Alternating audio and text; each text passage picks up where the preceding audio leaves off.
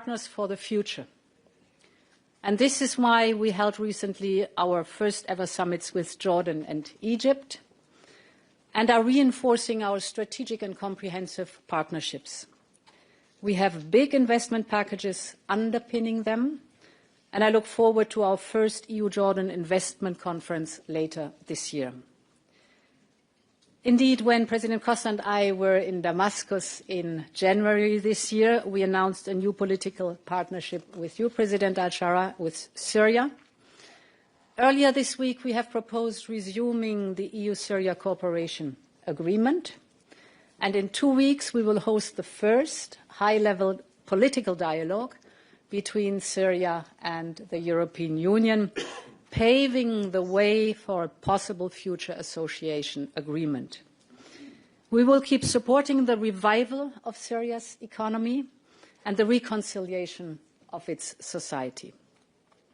Turning to the Gulf countries, last week the Secretary General of the GCC and I agreed that our partnership needs to become a broader geopolitical partnership. The EU-GCC summit later this year, I think, gives us the opportunity to do exactly this. We are also ready to team up with the Gulf countries to diversify export infrastructure away from solely the bottleneck of the Hormuz Strait. And now is the time to advance promising connectivity projects like IMEC, the India-Middle East-Europe Economic Corridor. Finally, the events of the past month have taught us a hard truth. Our security is not just related, it is intrinsically linked. A threat to a merchant vessel in the Strait of Hormuz is a threat to a factory, for example, in Belgium. So today I propose that we move beyond reactive crisis management. First, we could consider expanding the scope of missions like Operation Aspides, evolving from mere protection to a sophisticated joint maritime coordination. Second, the threat of mass proliferation of drones and missiles is sadly a shared reality. We should set up a structural cooperation of scaling up defence production. So together, let us build a region where peace is not merely the absence of war, but the presence of a secure and prosperous future for all our citizens. Thank you very much. President of the Lebanese Republic, Mr. Joseph Aoun, you now have the floor. الرئيس صديق نيكوس، أود أولا أن أتوجه بالشكر إلى جمهورية قبرص على استضافتها لهذا اللقاء في هذا التوقيت البالغ الأهمية، وعلى الدور الذي تقوم به في هذه المرحلة الدقيقة في تعزيز الحوار بين أوروبا ودول المنطقة. كما أود أن أعرب عن تقديري لجميع القادة والشركاء على استمرار دعمهم ووقوفهم إلى جانب لبنان. لقد شكل هذا اللقاء فرصة مهمة لمناقشة التحديات المشتركة التي نواجهها اليوم في ظل تصاعد التوترات في المنطقة، والتأكيد على أهمية خفض التصعيد وتعزيز الاستقرار لإيجاد حل مستدام في منطقتنا، لما لذلك من تداعيات مباشرة على أمن الطاقة والاستقرار الاقتصادي وحركة التجارة وأمن الممرات البحرية. من جانبنا عرضنا خلال الاجتماعات واقع الوضع في لبنان، حيث يواجه بلدنا حربا متجددة جاءت في وقت لم يكن قد تعافى فيه بعد من أزمات متراكمة، مما أدى إلى تفاقم التحديات الإنسانية والاقتصادية بشكل كبير. اليوم يتحمل لبنان كلفة إنسانية كبيرة مع نزوح واسع وضغط غير مسبوق على البنى التحتية والخدمات، إلى جانب أضرار كبيرة في القطاعات الحيوية وتراجع في النشاط الاقتصادي. لكن في الوقت نفسه أكدنا أن لبنان لا ينظر إلى هذه المرحلة فقط من زاوية الأزمة، بل أيضا من زاوية الفرص التي يمكن أن تضيع إن لم نتحرك معا. فالمنطقة تمتلك إمكانات كبيرة للتكامل الاقتصادي ولتعزيز الترابط في مجالات الطاقة والتجارة والخدمات، وهي إمكانات لا يمكن تحقيقها في ظل عدم الاستقرار.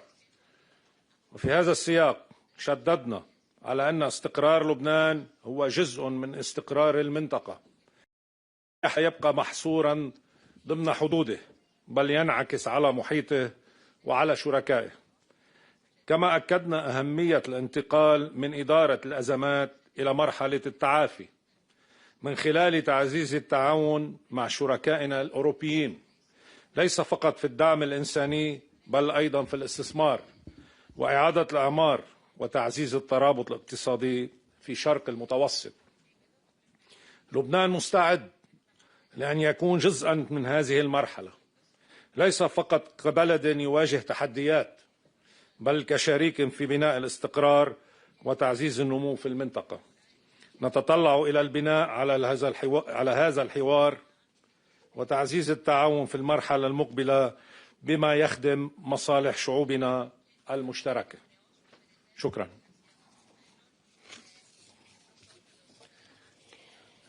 President of the Syrian Arab Republic, Mr. Ahmed al-Shara, the floor is yours. بسم الله الرحمن الرحيم. أولا أقدر لكل زملائي الاتحاد الأوروبي دعوتنا لهذه المشاركة المهمة في هذا الوقت الحساس. يمثل اجتماعنا اليوم لحظة نضج سياسي واستراتيجي تكرس واقعا جيوسياسيا جديدا يتجاوز الأطر التقليدية للتعاون.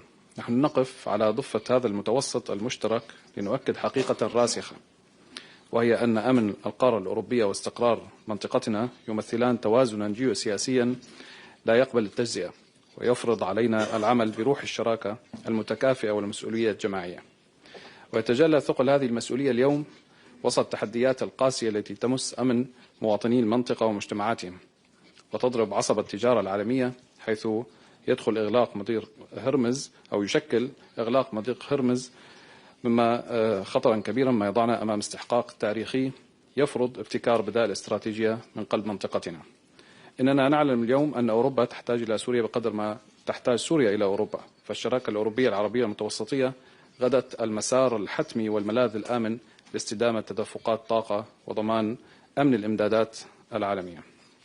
غير أنه لا يفوتني أن أضع المجتمع الدولي أمام مسؤولياته إزاء الانتهاكات الإسرائيلية المتواصلة بحق السيادة السورية من توغلات برية وغارات جوية وخروقات شبه يومية تطال أراضينا وأجوائنا في مخالفة صريحة لاتفاقية فض الاشتباك لعام 1974 ولأبسط قواعد القانون الدولي.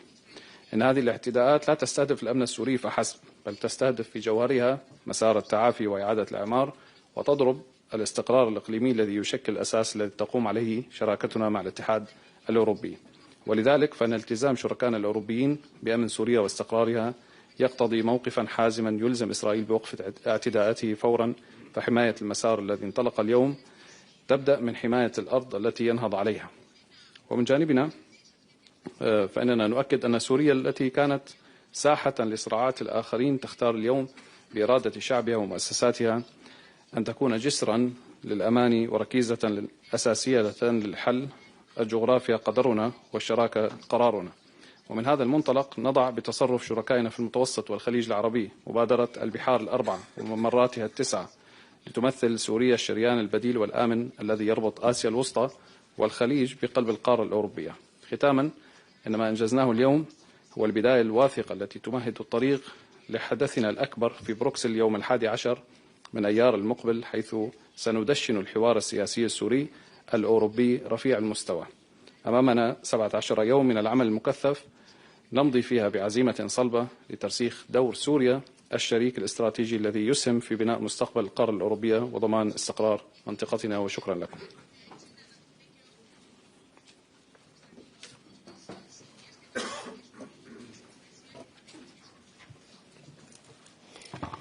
Your Excellencies, thank you very much.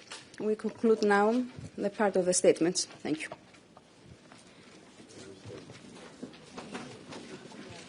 Thank you. And dear members of the press, please remain seated. We will continue in a few moments with the final press conference for the informal meeting of the EU leaders which took place earlier.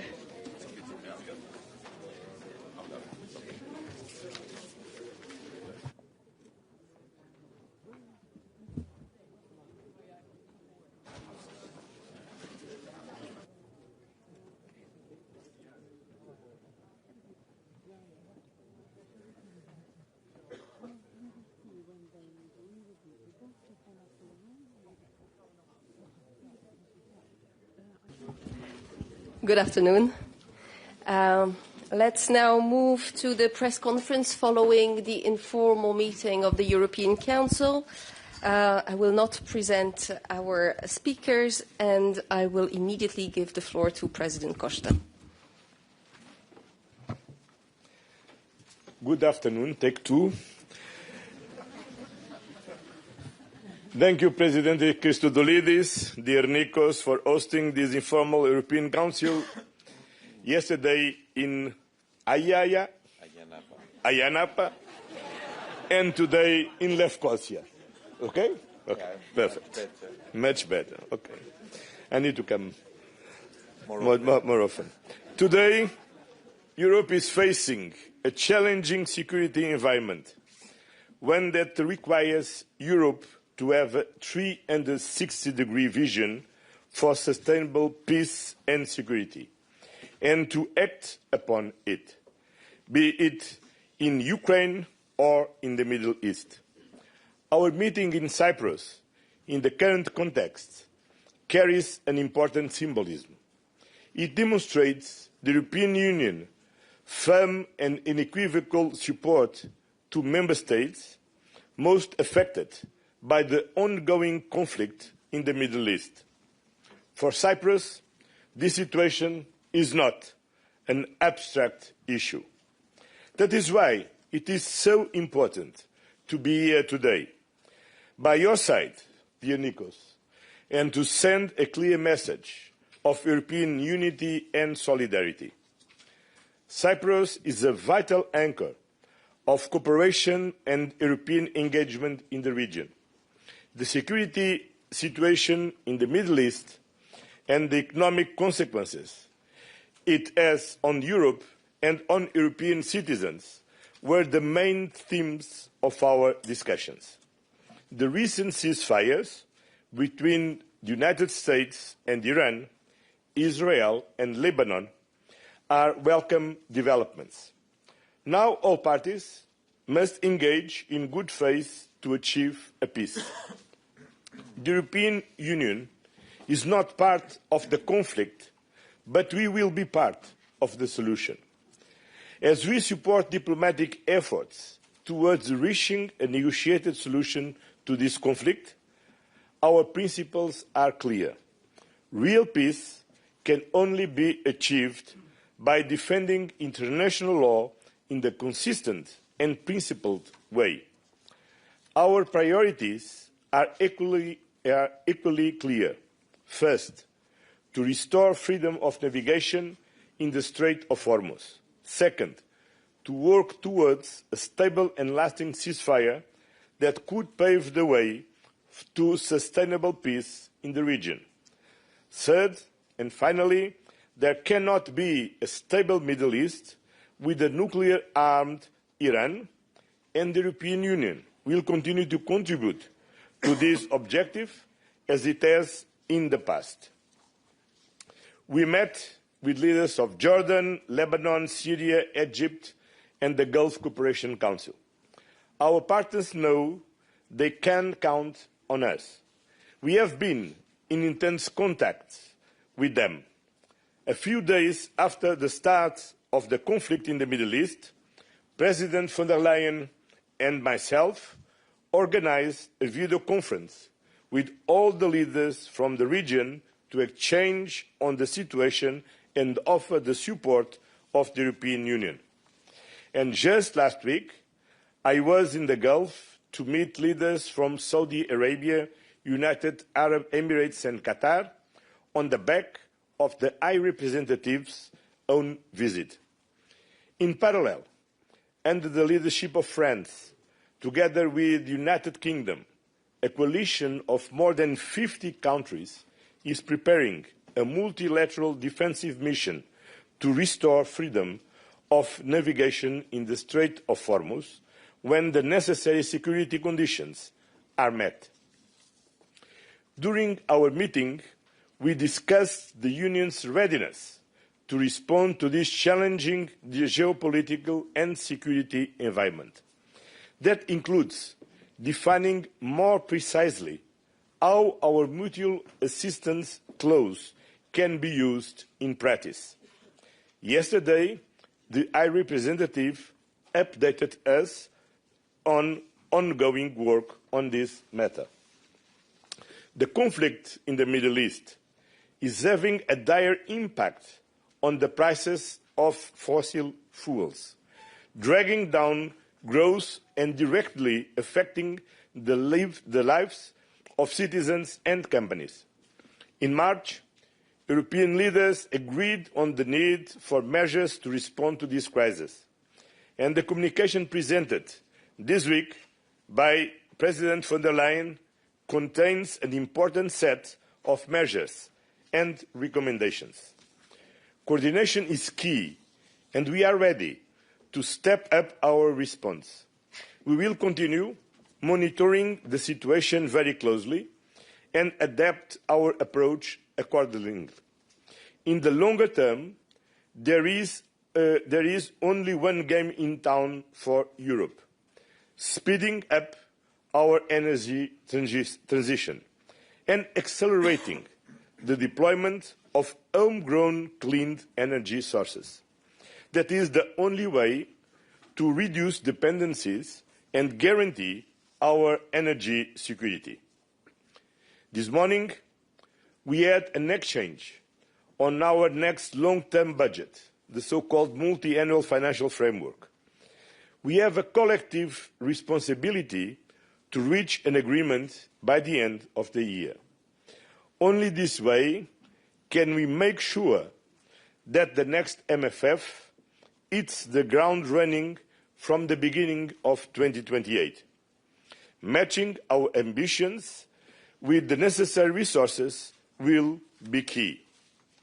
Our debate today confirms the new own resources will have to play an important role to fund the budget. There is still work to be done. The Commission's new own resource package proposal will continue to be the basis for this further work. And there was also openness to consider other proposals, namely put forward by the European Parliament. Our discussion provided important guidance for the next step. Good luck, Nikos. We will return to the MFF discussion in June on the basis of the first proposal with figures prepared by the Cypriot presidency. So, to conclude, this is how Europe is responding to the challenging geopolitical environment. We are supporting Ukraine in its defense against Russian aggression.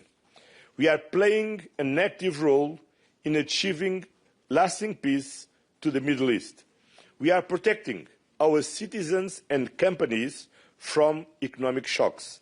And we are preparing the ground for an ambitious long-term European Union budget.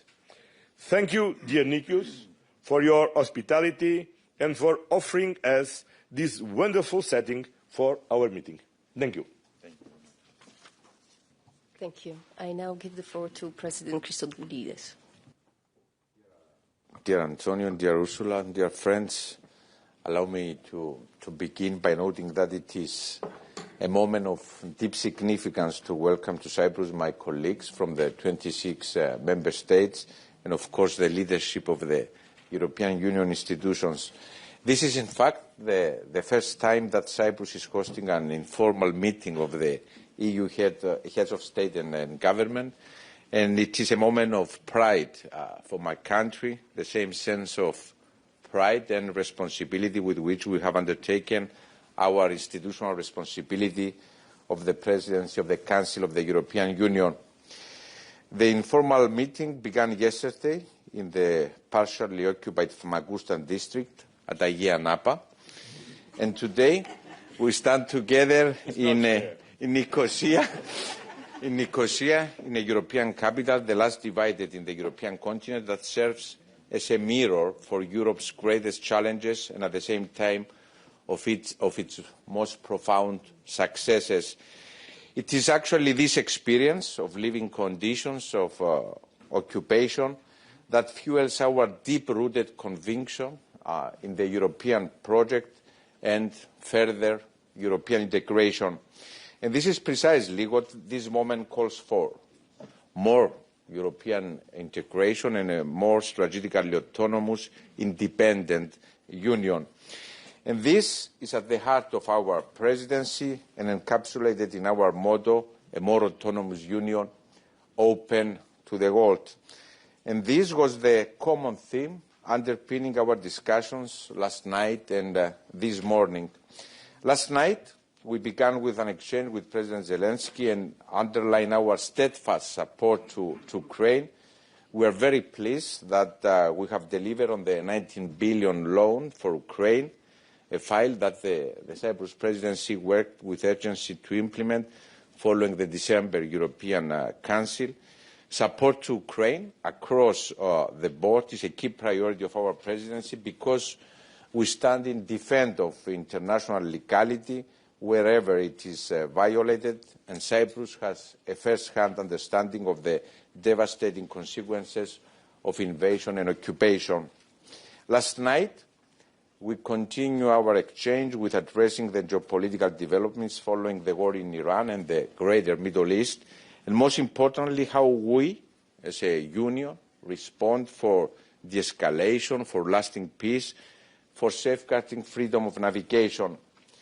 And in fact, developments in our region remind us that in an interconnected world, there is no such thing as a crisis that does not concern us. The disruption of maritime routes and of freedom of navigation in our region are economic shocks felt at every European household. And so, let me repeat it, I reject any narrative that disassociates Europe from these developments, because this is our neighbourhood. Dear friends, our discussion these 2 days highlighted and reinforced two core issues. First, this neighbourhood is vital for the European Union, and second, strategic autonomy in all its aspects is a necessary next step of European integration that we must give substance to. In this regard, energy features prominently in our discussions. On the one hand, in the immediate short term, how we tackle through specific measures energy prices as a result of the crisis in the region, and on the other hand, in the medium and long run, how we build up our energy union, which is a key component of our union's independence. Starting with the short-term measures on energy prices, we held a very productive discussion on the basis of the comprehensive and timely toolbox announced by the Commission, which the President of the Commission presented. And on the long run, for building up a true energy union, we work to accelerate our interconnectivity to effectively end our energy dependency. And in this context, the Cyprus presidency is working diligently on the grids package. Hand in hand with this work and serving our overall goal for enhancing our competitiveness, because we can be more independent only if we can be more competitive. This morning I signed on behalf of the Council, together with the President of the Commission, the President of the Parliament, the One Market, One Europe roadmap presented by the Commission. This roadmap is comprehensive, has concrete timelines of delivery, and constitutes a strong signal of our collective determination to truly boost European competitiveness. And the Cyprus presidency has acted with urgency and ambition on this agenda, and will continue tirelessly building consensus to advance a deeper, stronger single market. During our discussion, and in light of regional developments and the strong European solidarity in action to Cyprus, we all agree that our collective security cannot remain a dormant concept on paper. All of us agreed that when the sovereignty of one member state is threatened, the response is not a question of if, but how fast. Therefore, we cannot continue to rely, if you want, on ad hoc arrangements. We must formalise the mutual defence clause into a structured, operational mechanism and be capable of transforming political statements into predictable action by operationalising Article 42.7 through a clear manual that ensures that the Union acts as a credible guarantor of security. And we know very well, dear friends, that we cannot fund the security and prosperity of the future with the tools of the past. To give true substance to our sovereignty, we must have the financial backbone to support it. Therefore, today, as Antonio mentioned, we focus on the financial equation of the next MFF, how to match our Union's growing ambitions with the appropriate level of resources. As Presidency, we are ready. We are ready to do the difficult work. We have led significant groundwork, bringing positions around key issues. We have already tabled a targeted revision of the negotiating box addressing key issues, and this work provides a solid basis for the next phase of our negotiations. We will further accelerate and intensify our work in the coming weeks with the aim of presenting, yes, a negotiating box with figures at June European Council. Our objective is clear, and we will succeed to deliver a mature file to our Irish partners so as to move steadily towards a political agreement, as you very correctly mentioned, Antonio, by the end of 2026. Dear friends, the informal meeting began, dear friends, when Cyprus joined the European Union in 2004. It was the most important milestone in our modern history following our independence in 1960. And today, as we host the first European Council in Cyprus, we do so with the conviction that a stronger, more autonomous, independent Europe is the only path forward. And that this union, yes, has the power, has the resilience, has the tools and the vision to make it a reality. And we have proven time and again that we transform challenge into opportunity. And exactly that is what this moment calls for. That is what we are going to deliver. Thank you very much. Thank you very much. President von der Leyen, you have the floor. Thank you very much, and also from my side, my dear Nikos, thank you very much for welcoming us here in Cyprus. You said your country is the bridge into the Mediterranean and the Middle East, and indeed we could see today that this is the place where the Middle East meets the European Union. So thank you very much also for that experience, and your presidency could not have been more timely than now. Antonio said rightly so, we discussed the impact of the crisis also on our economy, and here mainly the topic of energy. After 54 days now of conflict in the Middle East, the impact is tangible. Let me give you a figure. Since the beginning of this conflict, our bill for imported fossil fuels has increased by over 25 billion euros without a single molecule of energy in addition. 25 billion euros for 54 days, an increase of our bill. Therefore, the midterm strategy that we have been discussing in the last weeks and months is very clear. We need to reduce our overdependency on imported fossil fuels, because these make us vulnerable to crises. And we need to boost our homegrown, affordable, clean energy sources. That is all sorts of renewables and, of course, as a baseload, nuclear. Both energy sources give us independence, they give us stability, they are produced here in the European Union, and they are cheaper.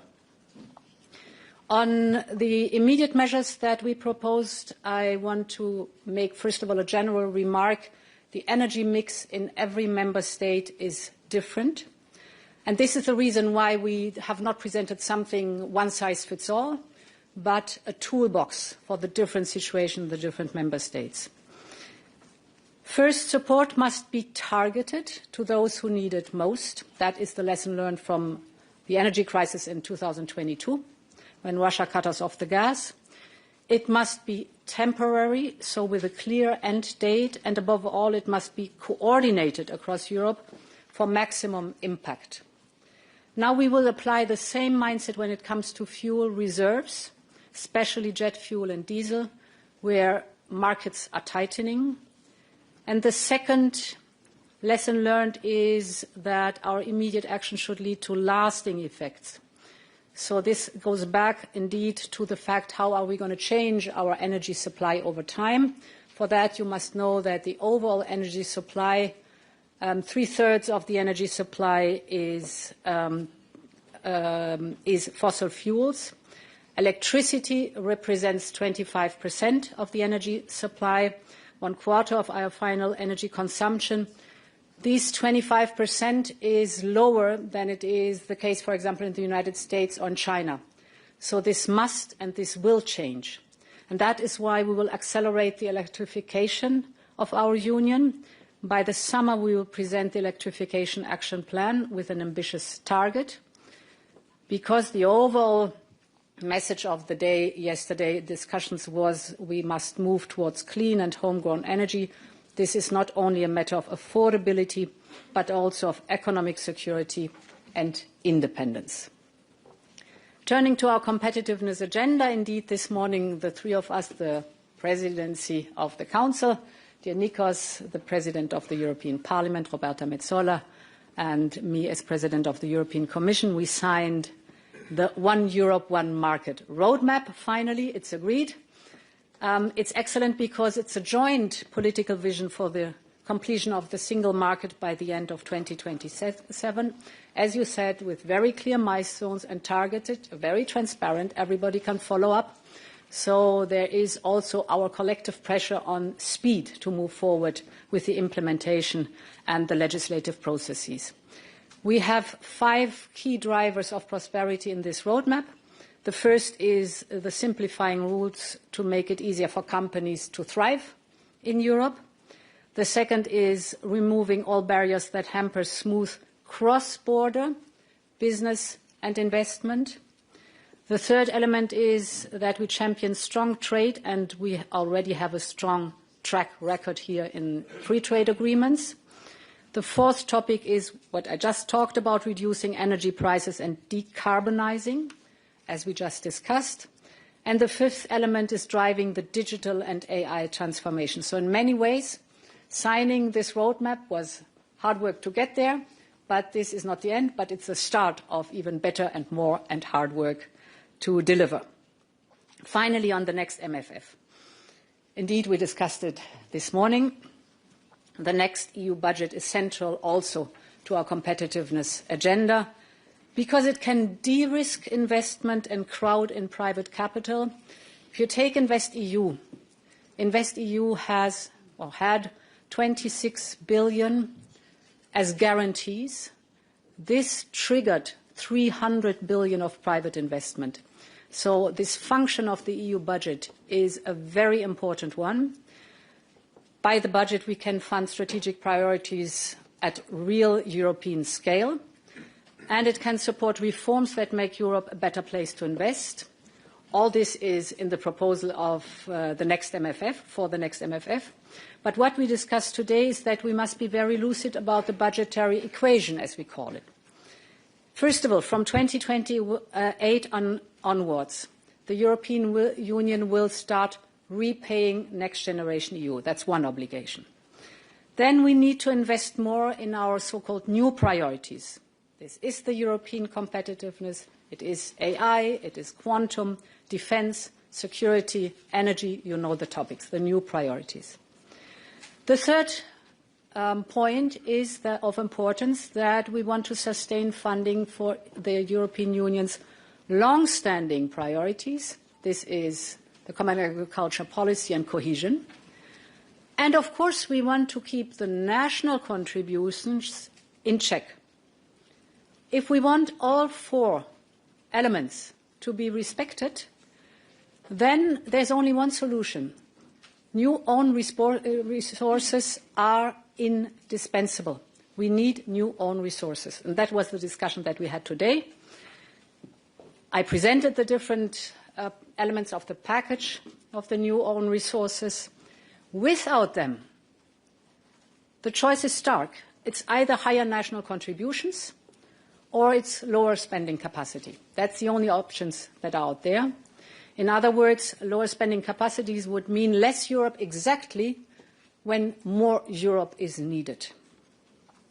So this is why the Commission proposed a comprehensive package of new own resources, a package that is diversified, linked to the Union policies, capable of generating stable revenues over time. We think this is the only credible way to match Europe's priorities and Europe's means. And indeed, to conclude, Nikos, we began a discussion, timely and necessary, on the mutual defence clause. The treaty is very clear about the what, and it's very strong that there is an obligation of for other member states to support the one who is in need. The treaty is not clear about what happens when and who does what. And this is the topic we are working on intensively today, together with the, not only today, we have discussed it today, but we are working on that topic together with the High Representative and the Commissioner for Defence. We have a very good example with the Union Civil Protection Mechanism since 20 years in place. Their member states know exactly how to trigger. Everyone knows one's responsibilities and duties. A cascade is triggered, and it is working very effectively. There's a second element that we started to discuss, that is, what is the period before the mutual defence clause? So this period is the grey zone of hybrid attacks, of cyber attacks, of disinformation, of manipulation. And this is a very important period because this has to create the awareness with the member states that something is developing. And at best, it is a time where you can work to prevent an escalation to an armed conflict and to de-escalate. Also, this part of the equation we have been starting to discuss, but there's certainly a long way still to go to complete the picture. Thank you. Thank you. I will now open the floor for question, and I will start with you. So let me ask in Greek, please. Κύριε Πρόεδρε, η Κύπρος πρόσφατα βίωσε τη συνέπειες της σύγκρουσης στη Μέση Ανατολή. Ωστόσο, είχε την ευλογία, θα έλεγα, να βιώσει επίσης και την ευρωπαϊκή αλληλεγγύη στην πράξη με τα μέσα και τη βοήθεια που είχε σταλεί από ευρωπαϊκές χώρες, σε μια περίοδο μάλιστα που η χώρα μας προεδρεύει του Συμβουλίου της Ευρωπαϊκής Ένωσης. Οι εξελίξεις, ωστόσο, έφεραν, όπως είδαμε και στις δηλώσεις, στο προσκήνιο το άρθρο 42.7 της Ευρωπαϊκής Ένωσης και τη ρήτρα αμοιβαίας συνδρομής. Είχαμε μια σημαντική χθες εξέλιξη όπου καλούνται πλέον τα κράτη-μέλη να θεσμοθετήσουν συγκεκριμένη διαδικασία ενεργοποίηση του συγκεκριμένου άρθρου. Αν μπορείτε να μας πείτε ποια είναι τα επόμενα βήματα, τα επόμενα πρακτικά βήματα και αν πιστεύετε ότι η συζήτηση που έχει ανοίξει σε σχέση με το άρθρο 42.7 θα αποτελέσει και μια παρακαταθήκη της Κυπριακής Προεδρίας. I will reply also in Greek, if you don't mind, since the question is in Greek. Για την Κυπριακή Δημοκρατία και όχι μόνο, το θέμα είναι ξεκάθαρο. Το άρθρο 42,7 δεν μπορεί να μείνει θεωρητικό. Πρέπει να αποκτήσει ουσία, πρέπει να είναι πλήρως επιχειρησιακό και να είναι αξιόπιστο.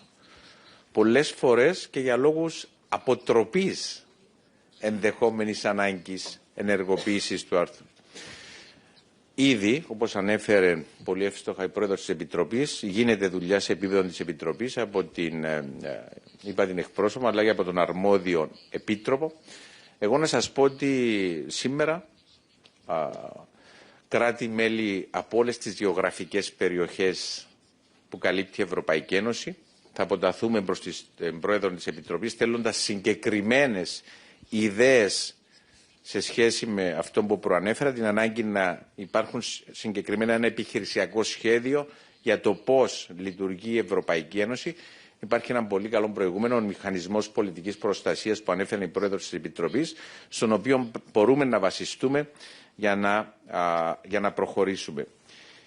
Είναι σημαντικό και αν θέλετε είναι ενδεικτικό των εξελίξεων ότι βλέπουμε χώρες, και μου επιτρέπετε να το αναφέρω δημόσια, βλέπουμε χώρες οι οποίες είναι ισχυροί υποστηρικτές του ΝΑΤΟ, είναι στο σκληρό πυρήνα του ΝΑΤΟ, και αναφέρουμε στην Πολωνία, οι οποίες μιλούν για την ανάγκη να προχωρήσουμε δίνοντας ουσία και επιχειρησιακό πλάνο στο άρθρο 42,7. Σκεφτείτε, στην Ευρωπαϊκή Ένωση υπάρχουν κάποια κράτη-μέλη που δεν είναι κράτη-μέλη του ΝΑΤΟ και πέραν αυτών των κρατών βλέπουμε και κράτη τα οποία είναι πολύ κοντά στο ΝΑΤΟ, είναι ισχυροί υποστηριχτές του ΝΑΤΟ, όπως η Πολωνία, να υποστηρίζει την ανάγκη η Ευρωπαϊκή Ένωση να προχωρήσει δίνοντας επιχειρησιακό σχεδιασμό στο συγκεκριμένο άρθρο. Γιατί δεν μπορούμε να μιλάμε για αυτονομία της Ευρωπαϊκής Ένωσης αν σε αυτούς τους τομείς δεν έχουμε συγκεκριμένο σχεδιασμό για το πώς θα κινηθούμε. Άρα από δικής μας πλευράς, όπως προανέφερα ήδη με κάποια κράτη-μέλη, είμαστε σε επαφή από όλες τις γεωγραφικές περιοχές που καλύπτει η Ευρωπαϊκή Ένωση. Θα αποταθούμε στην πρόεδρο της Επιτροπής με πολύ συγκεκριμένες ιδέες. Thank you. Next, Antonio.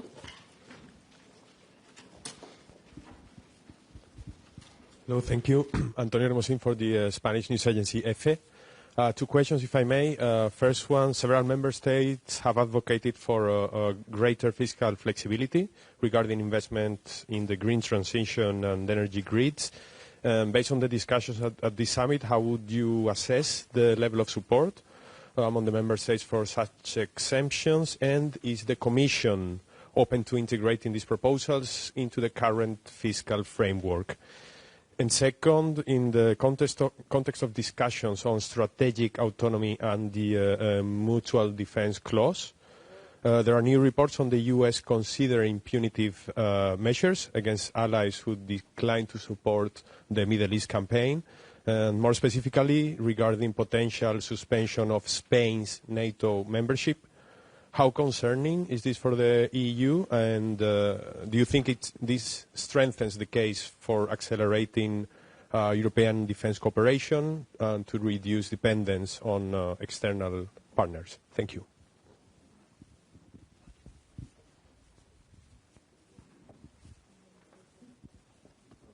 I start with the fiscal flexibility, you called it, I think. So first of all, yes, it is very important that we invest massively in energy infrastructure. We've spoken a lot about the energy sources, but I have not spoken enough about the fact that we need the grids, the interconnector, we need massive research and development in storing, so batteries, and the so-called flexibility that is artificial intelligence, managing that the energy flows best where it's needed most, and that the energy mix is optimal. This needs lots of investment. We have looked how much the current MFF has provided. If you look at Next Generation EU, the cohesion funds and the modernization fund, it's round about 300 billion euros that were available for energy investments. 95 billion of these are not used yet. So I called upon the member states to use these funds. This is very important to do that. Second, we have presented a grids package that works with all the topics that I've just spoken about, also the permitting process, that everything goes faster. We have presented this in December. The initial plan of the co-legislators was to be ready with this package at the end of this year. We have asked whether we can accelerate, and this is something the co-legislators are thinking about, to move this package forward so that we have the final decision on it earlier so that we can implement it, because it helps a lot with the investment in the infrastructure. Now, this is not directly only related to flexibility in the budget. If you're speaking about the general escape clause, this can only be activated in the case of severe economic downturn in the euro area or in the European Union as a whole. Thankfully, this is not the situation we are currently in. But we keep monitoring the developments very closely, and the ECOFIN will be discussing the matter in detail, so we are staying alerted. One element I should also add to that, we have just flexibilized the state aid framework also for these types of investments or support in the situation with energy scarcity and high energy prices too. So a whole mix that you see how to address the topic. And as I said, we keep monitoring the development very closely. We have our headquarters in the same city than NATO, but we are an independent institution. We cooperate with NATO, but we don't discuss the internal issues of NATO. Then what we are doing, and what the High Representative updated the leaders yesterday, is about the ongoing process to discuss how to operate the mutual assistance clause. The mutual assistance clause is in the treaty, and as the President Christodoulidis explained, of course we need to know how to trigger, how to use this, and we are designing the handbook to how to use this mutual assistance clause. In fact, we have had in practice a first test here in Cyprus. When Cyprus was eaten by Hezbollah, immediately Greece, and then France, Italy, Spain, and Netherlands mobilized military equipment and forces to come to Cyprus to help Cyprus to defend from the external attacks. Okay. Ansgar.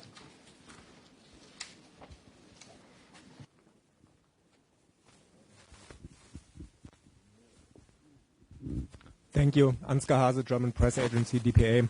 A question to all of you. Yesterday, the German government offered to support an easing of EU sanctions against Iran if there is a comprehensive agreement that includes the reopening of the Strait of Hormuz.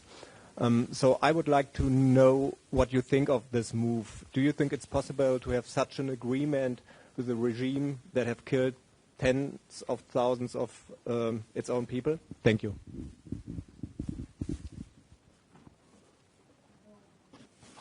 I start? Yes. German. Oh, well, then that's not fair. So, can I have first the Portuguese answer? No, we speak as one. We are both European. And indeed, as you said, Iran keeps attacking its neighbors and repressing its own people. So we believe that sanctions relief should be conditional on verification of de-escalation, particularly on progress on the international effort to contain its nuclear threat, and on a change to the repression of its own people. You described elements of that. And that was the reason why we adopted the sanctions regime in the first place. The behavior of the regime, we should not forget 17,000 young people have been killed in the first month of this year. So the reason for that has to be ended before we can speak about lifting sanctions. I fully agree. It's too early.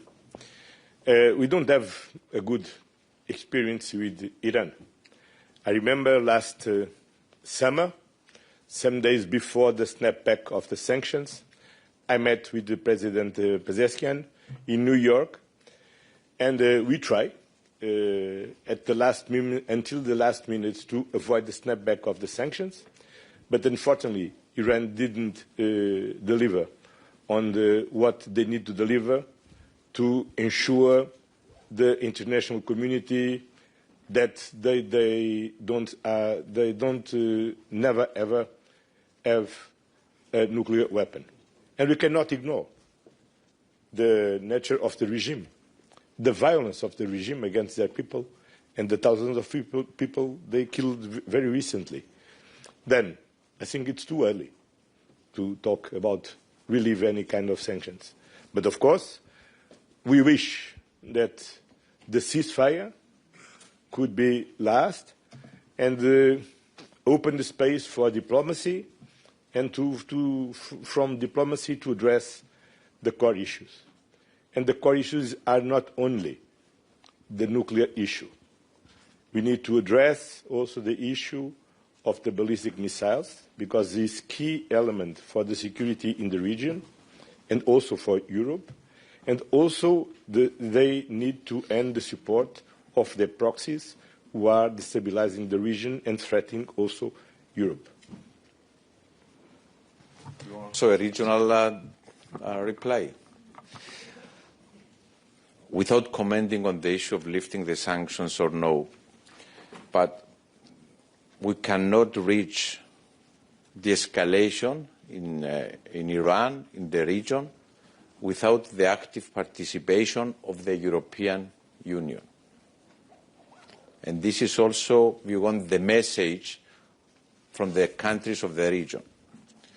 I'm not commenting on the sanctions, but I will say that as a European Union, we have the tools, we have the means in order to safeguard a permanent de-escalation. Thank you. I will take one final question, Razia.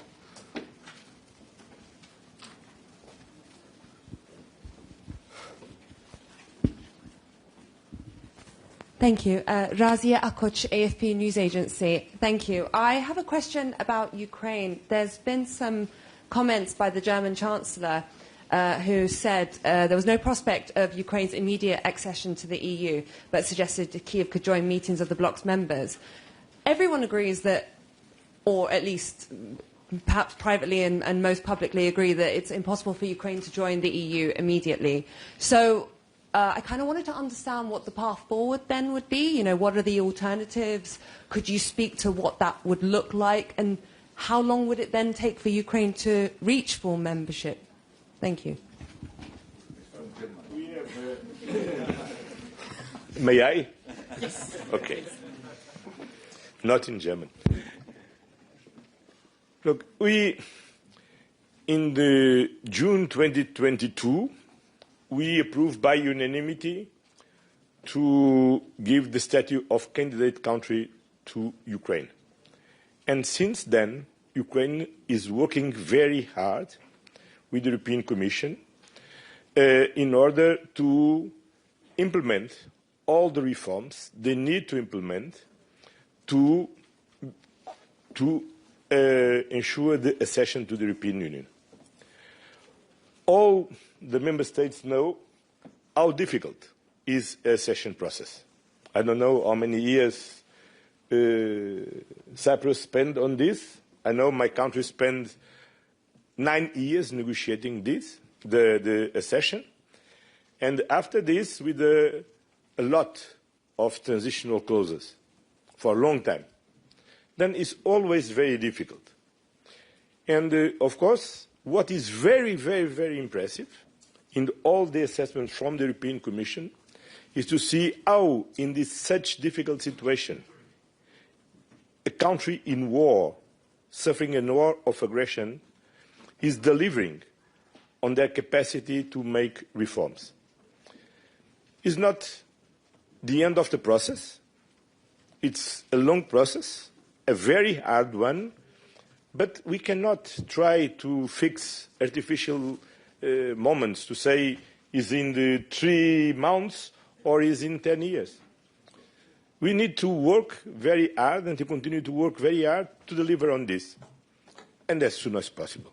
And this is the same to Moldova, and this is the same to the 6 Western Balkans countries who are negotiating with us the accession process. And we will continue on this, because for us it's very clear that first, strictly from the economic point of view, it's important to enlarge our single market. The last moment of great growth in Europe was when, in 2004, several member states entered in the Union and enlarged our single market. But now it's also about geopolitical. And when I'm saying that it's about geopolitical, I'm not saying that we can give up on the criterion and the merit-based process, because this is a merit-based process. But what this means is everybody, the candidate countries and the European Union institutions, need to act with the sense of urgency of this process. And, of course, we need to be creative to solve problems. And it is not easy, as you can imagine, to negotiate nine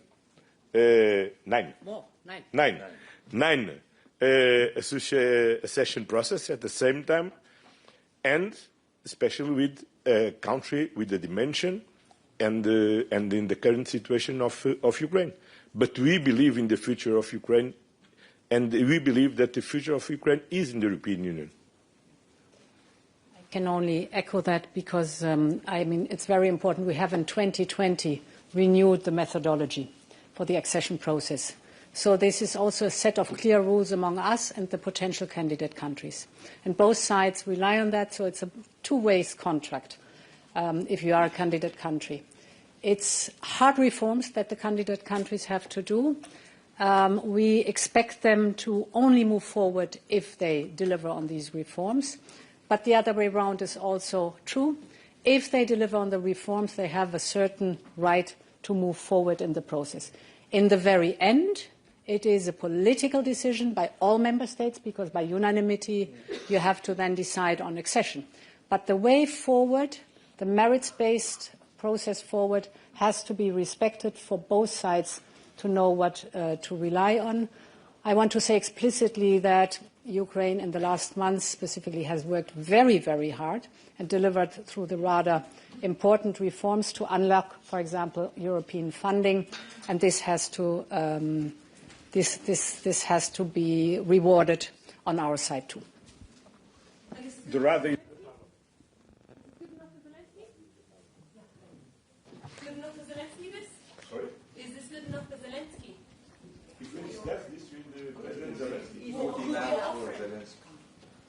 What is good enough?